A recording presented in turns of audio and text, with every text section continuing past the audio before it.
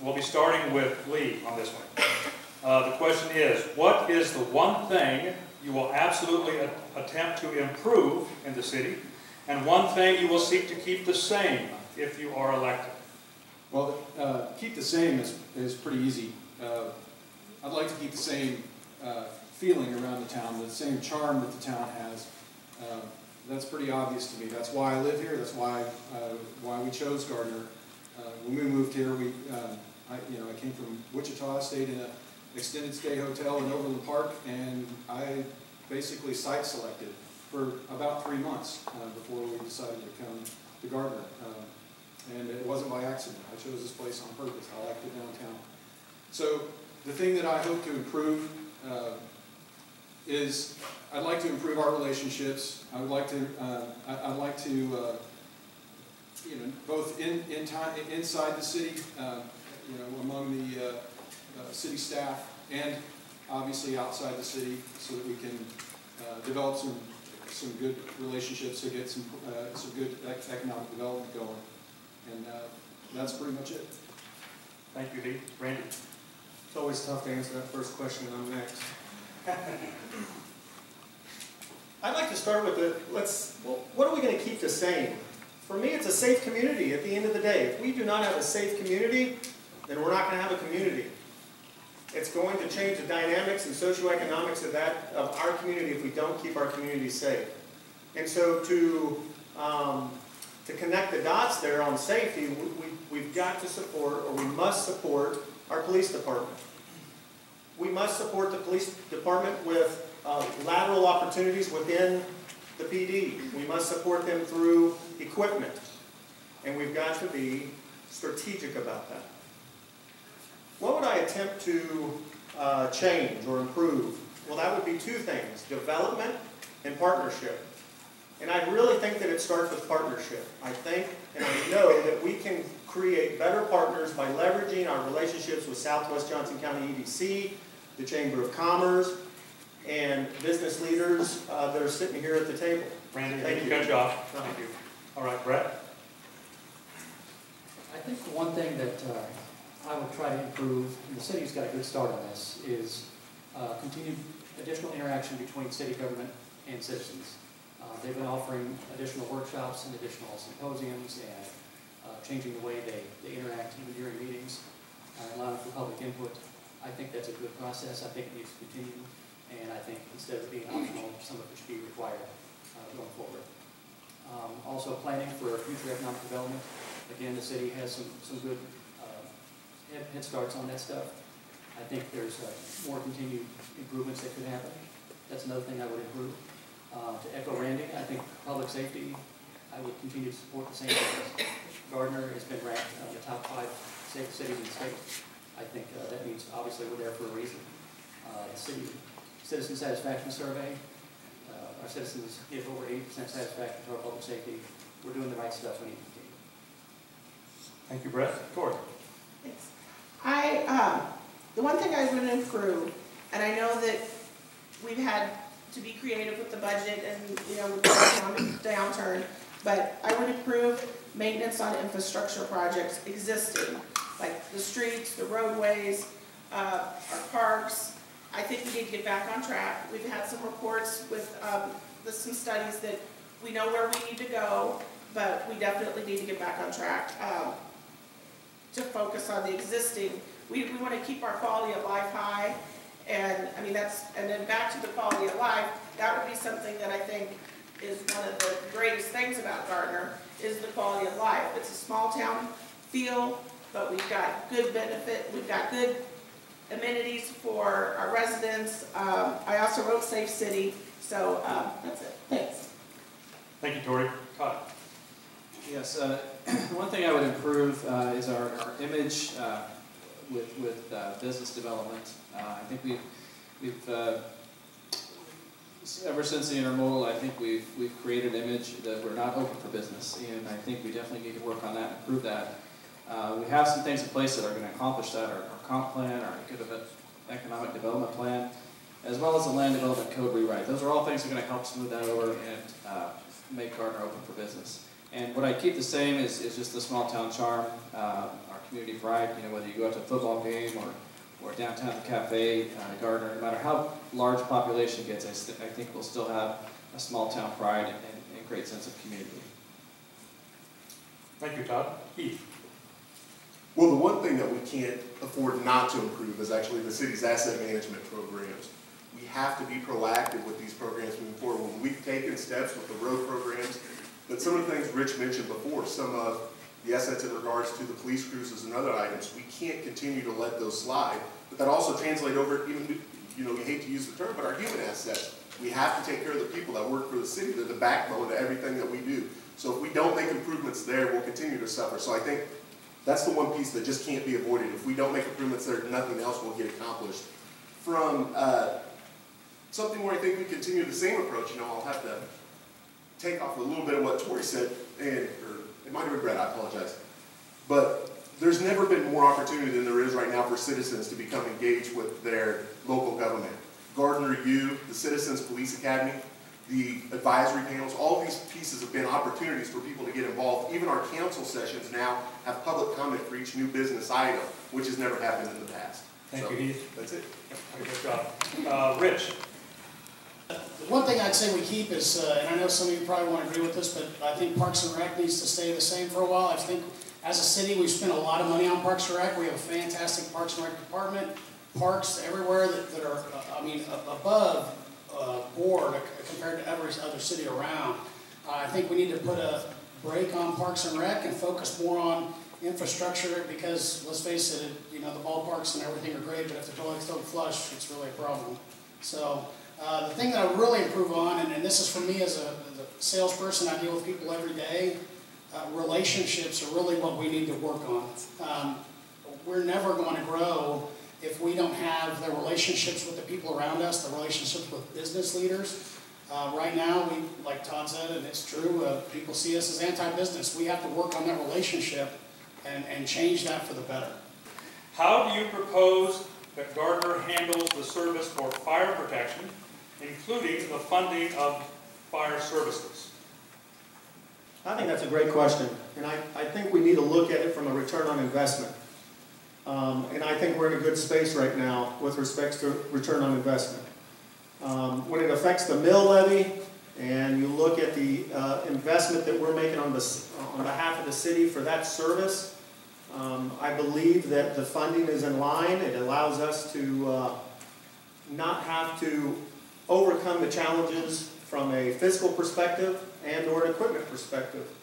And I would support keeping the fire department where it's at. I know that the fire chief was at the recent council meeting and visited about that, and I believe the council is in preparations to consider where to move next. But I would support where it is today.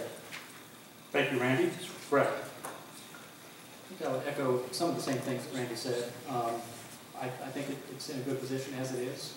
I don't think there needs to be any large-scale change, and I do agree that the funding is set for the next few years to be approximately the same.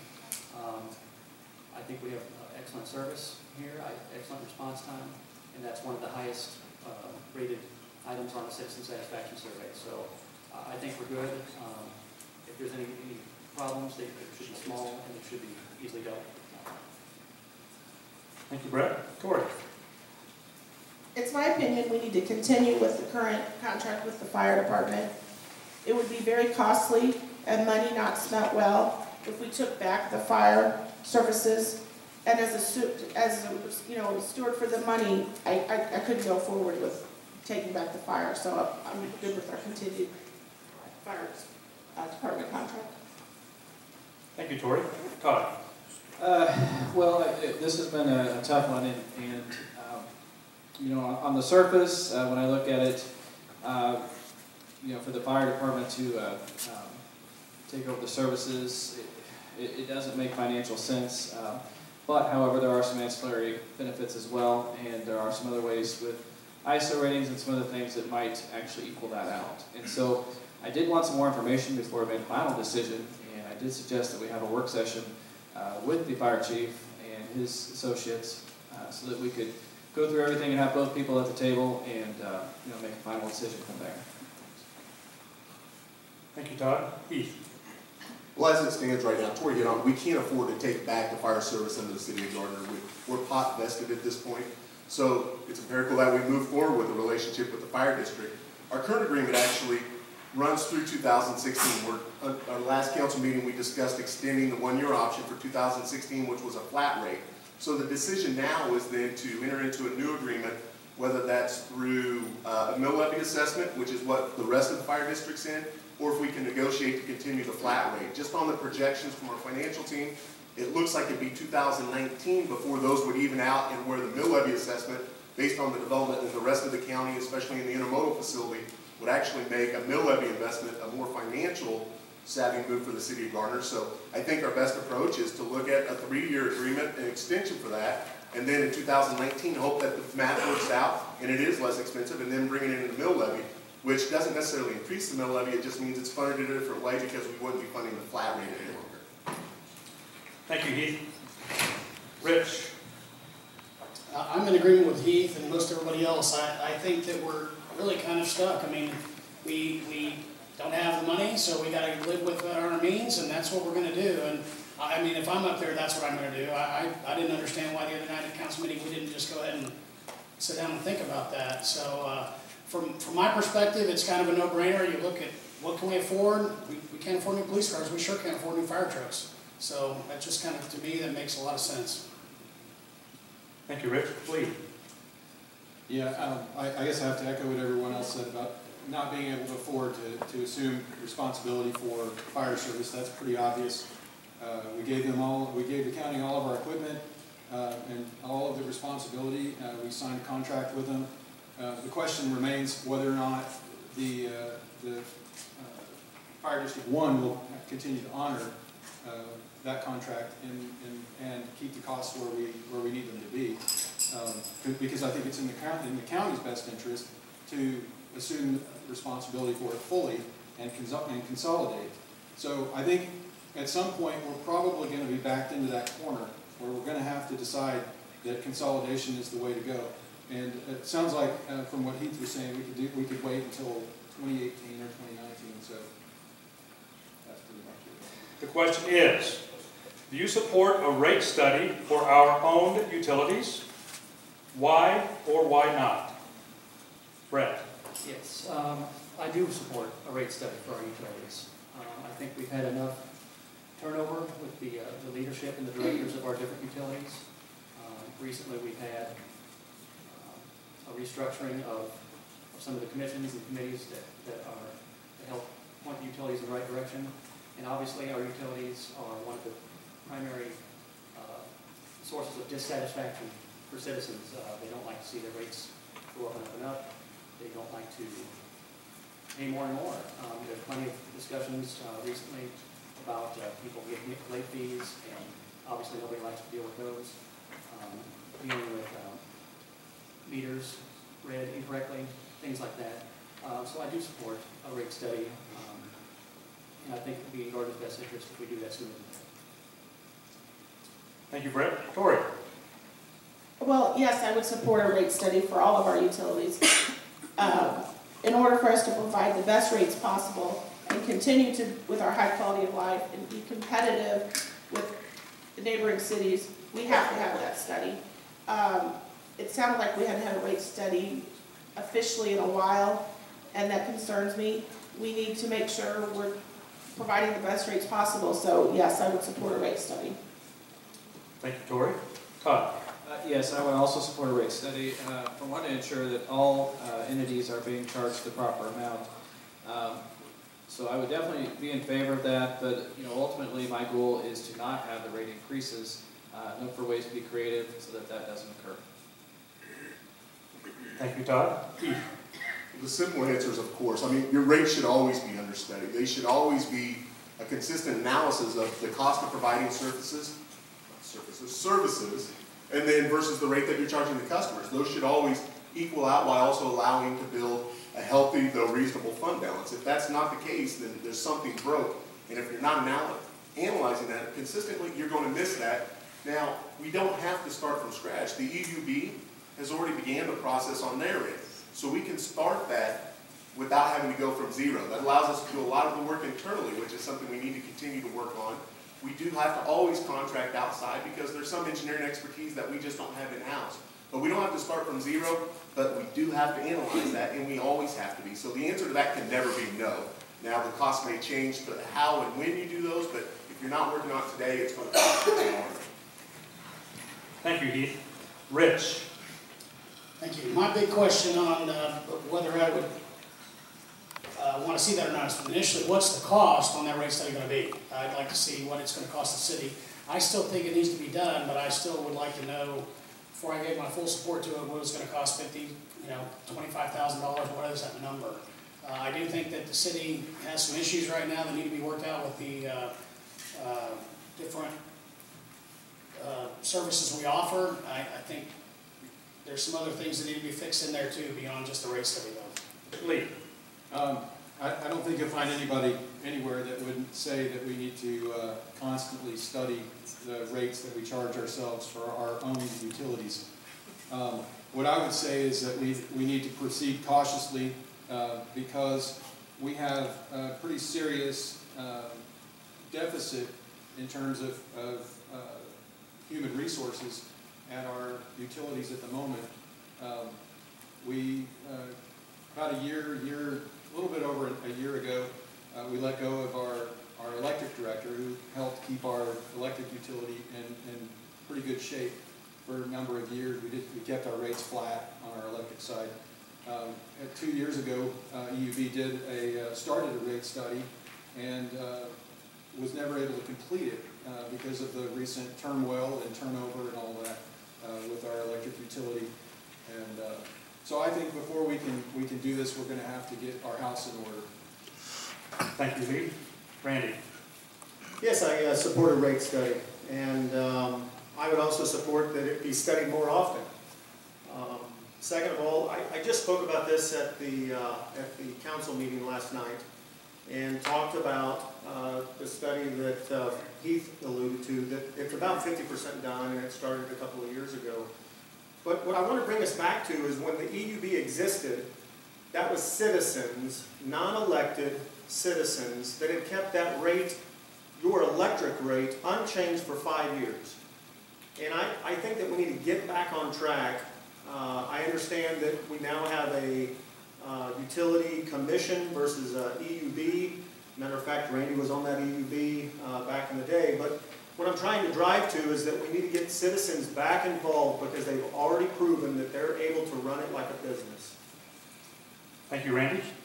The question is, what are the 3 most important characteristics of a council person? Well, my first is that you're listening and you're open. I'm the representative of the citizens, so I'm open, I'm going to listen. That's my first one.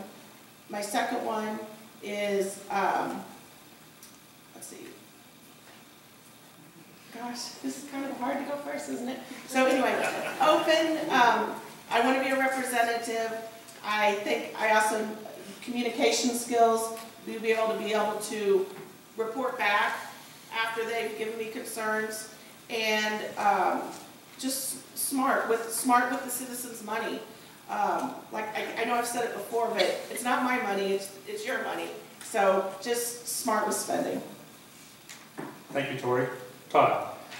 Well, you kind of took my answers there, but yeah, I think being engaged with the citizens and listening to what constituents are saying and even being actively engaged and going out and asking for those things. And then being open to implementing those ideas, even if they're not what you necessarily personally believe, but if it's a consensus or if it's in the best interest of Gardner, then I think you need to be able to willing to put your personal beliefs aside and move forward. And then the last is just fiscally responsible. You're using taxpayer money, and so being responsible with that money is very important. Thank you, Todd. Heath. Well, this one's easy. It's on my sign out front. It's on my business cards. It's all over my Facebook campaign page. There's 3 things. You need to be accessible, you need to be accountable, and you need to be agenda-free. That's how you serve the citizens, and that's what I've tried to do. If you're not accessible, they can't reach you to share their concerns. If they send you an email, it's important to them. They want to hear back from you that day. If it's within the hour, that's even better.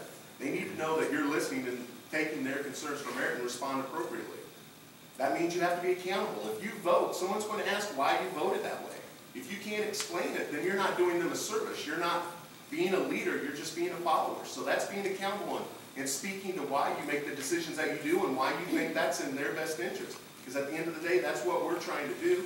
And then finally, agenda-free. If I'm pushing my agendas, I'm doing a disservice to you. We all work for the city of Gardner, and if we're not in unison with that, then you're going to have a weak link in the chain, and we all know how that goes. So you have to be accessible, you have to be accountable, and you have to be agenda-free. Rich, back to you. Well, I agree with the accountability side of it. There's no, if you're going to serve, I mean, you're not up there to do what you want. You're serving your constituents. So the second thing is you have to be a trustworthy individual. I mean, I know that when there's people out there, I mean, we've all seen the politicians who say one thing and do another. There's no point in doing that here in our little hometown of Gardner. So, and then the third thing, probably, I think you have to be open to other ideas. You can't just be up here going, hey, this is the way I think. If people come up to you and have a great idea, you need to be able to grab that and grab a hold of it and run with it and not go, no, my ideas are always the best. So I think those are the three for me. Thank you, Rich. Lee. Wow, I wish I could vote for all these guys. I guess my top one is integrity. I tend to lead with my integrity. That's what I value most in people that I encounter. I've stood on a lot of doorsteps over the last couple of months, and I've had a lot of interesting discussions with people. And I think to a person, everyone who's met me will tell you that I don't pull any punches. I tell you exactly what I think, and that's basically just how I do things. I'm also very driven. I think you need to be driven. You need to go for results. I'm not a big talker. I don't like a lot of words. I like a lot of results. And my final one is probably echoing Heath a little bit. Accessibility. I like to be accessible and responsive when somebody contacts me. Thank you, Lee. Randy. My first one would be honesty. I think that's where it starts. We've run a real honest campaign, and we've also gone door to door. And we've met a lot of great people, and we've been receptive to a lot of great ideas.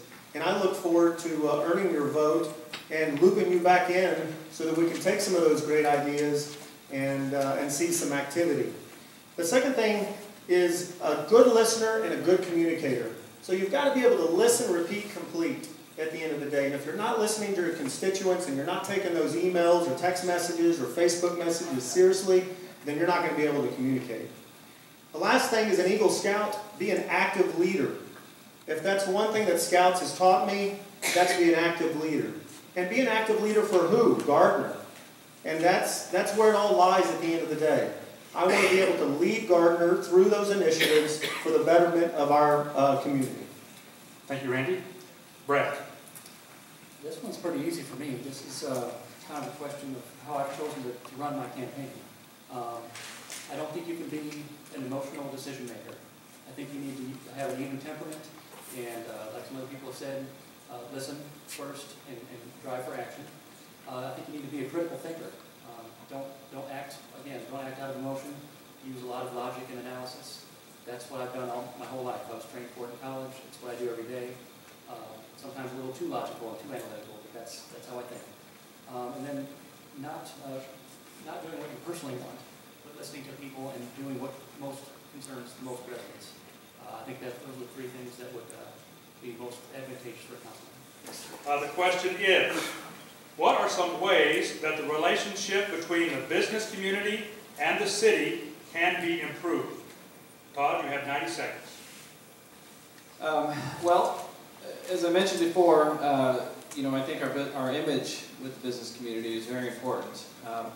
We have implemented several things, our comp plan, our economic development plan, and as well as, most importantly, our land development code rewrite that we're undertaking. Particularly the last thing is designed to streamline the process for businesses to get into Gardner and stay here. We do need to take care of our existing businesses and being active and involved with them. Also, utilizing the EDC and the Chamber of Commerce. Those are two great sources we can use to foster that relationship with existing businesses as well as people interested in coming to Gardner.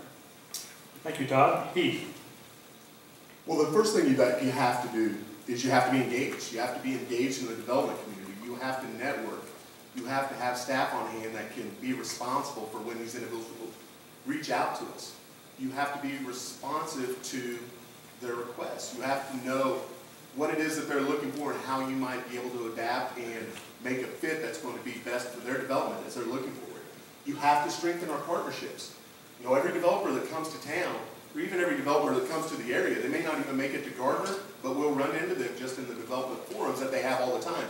You have to let them know that they matter to us, that Gardner's on the map, that we're here for them and we're ready and willing to work with them on the type of developments that best fit our citizens. You have to strengthen the relationships that you have at home. We have the Chamber. We've got the Southwest Johnson County Economic Development Council. Both of these organizations are under new leadership, and I think there's a renewed energy with both. So if the city as a whole isn't engaged with them, we're going to lose great opportunities because those are the people that developers and the economic development community as a whole comes to first. So if they don't think that they have a strong relationship with Gardner, in essence, the development community won't either. At the end of the day, relationships matter, and if we're not fostering strong relationships, we're going to continue to lose out. We're making improvements. It's going to get better. And, you know, Jason's in the crowd tonight. Greg, the new development director with the Southwest Johnson County EDC, is not. But those are the people you work with. That's where it starts, and that's how we build and climb the ladder.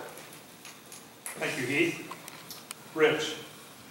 One of the main things I think, and I spoke to at a council meeting a few weeks ago, was basically that they were talking. Council was talking about all the different things they wanted or wanted to get different companies in and all this, and I said, look, you cannot forget, if you're going to offer some kind of deal to the businesses that are already here who are continuing to fund what Gardner is. It's not fair to them to go ahead and give away something to somebody else and not offer it to those people who are here working hard every day to make sure that Gardner stays, you know, financially solvent. So I think we cannot forget about the existing businesses we have here while trying to draw new ones in. I think that development through some changes in leadership at City Hall, I think will make a huge difference in getting businesses to come here. Because right now, with the perception, the way things are perceived on the outside, and I can tell you, I talk to builders, I used to sell building materials. They're not interested in coming here because of the code situations and some of the other things they have to deal with. It's cheaper to build in Olathe, and they can turn a house quicker than they can in Gardner. Thank you, Rich. Lee. You remember how I said before we have to get our house in order? This is another issue that's going to be very difficult for us to overcome. It's going to be very difficult for us to build relationships when we are operating on skeleton crews at our electric utility and water and wastewater, and when our city employees are not happy. And because we have to get that fixed before we can really get out there and because those are the people that interface with our businesses. If they're not happy, it's going to show, and I think it has. We also have to overcome our reputation, and you know, for being inconsistent from council to council to council. You know, a lot of people remember what happened during intermodal, and we have to get that behind us. So, thank you, Lee. Randy. I think the first thing is that we tell our story. You know, we hang our sign up on I-35 and say we're open for business.